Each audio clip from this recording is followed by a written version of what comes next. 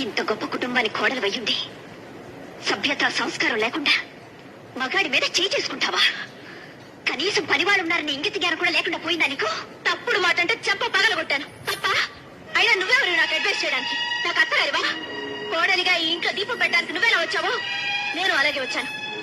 దీపం పెట్టడం అంటే నూనె పోసి వత్తి వేసి వెలిగించడం కాదే. పోయే వరకు మనం బ్రతకాల్సిన ఈ ఇంటి పరువు మర్యాద కాపాడమేనే దీపం పెట్టడం అంటే. నువ్వు చెప్తే తెలుసుకోవాల్సిన స్థితిలో నేనేం లేను. నేను నీకంటే ఎక్కువ చదువుకున్న దాన్ని, నాగరికత తెలిసిన దాన్ని. నాగరికత అంటే అర్థం పెద్దవాళ్ళని గౌరవించకపోవడం, మగాన్ని చేసుకోవడం అనుకుంటున్నావా? కాదే.